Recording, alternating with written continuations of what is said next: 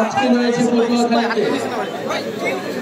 প্রিয় পটুয়াখালীবাসী, আপনারা জানেন জুলাই গণঅভ্যুত্থানের 1 বছরের প্রান্তে আমরা এই 1 বছর আগে বাংলাদেশের ছাত্র তরুণ জনতা বুকচি দিয়ে লড়াই করেছিল স্বৈরাচারের বিরুদ্ধে, একই সরকারের বিরুদ্ধে।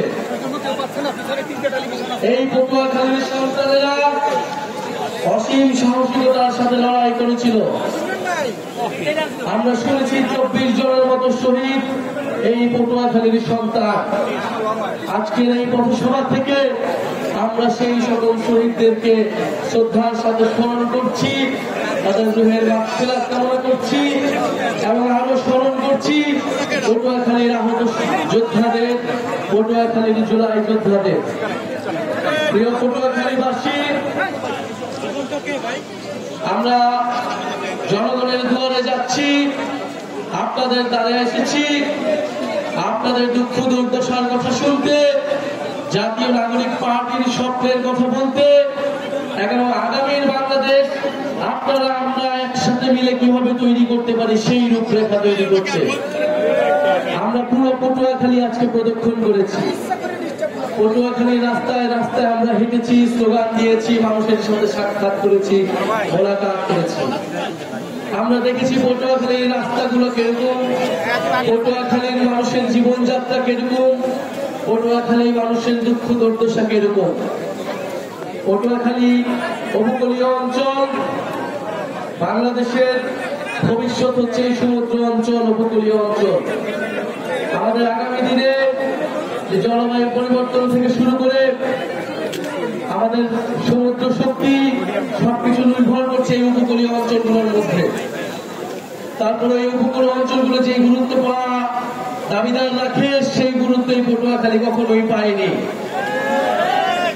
আমরা চাই আগামী দিনে এই পটুয়াখালী এই উপকূলীয় অঞ্চলগুলো শক্তিশালী ঘাঁটি হিসেবে গড়ে তুলতে হবে। পটুয়াখালীর শিক্ষা স্বাস্থ্য ব্যবস্থা উন্নত করতে হবে।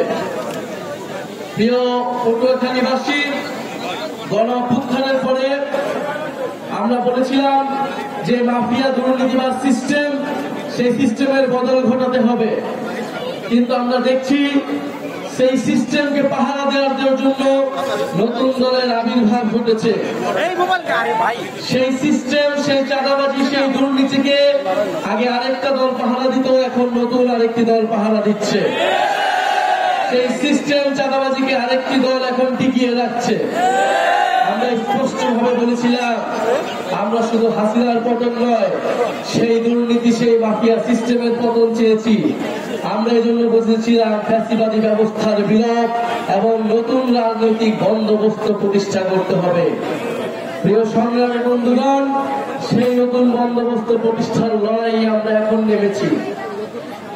অভ্যুত্থানের মধ্য দিয়ে যেহেতু এই ছাত্র নেতৃত্ব, এই তরুণ নেতৃত্ব সেই সিস্টেমের পতন ঘটাতে চেয়েছিল, তাই সেই সিস্টেম কখনোই চায় না এই নেতৃত্ব, এই অভ্যুত্থানের নেতৃত্ব কোনোভাবে দাঁড়াক, কোনোভাবে রাজনৈতিকভাবে টিকে থাকুক।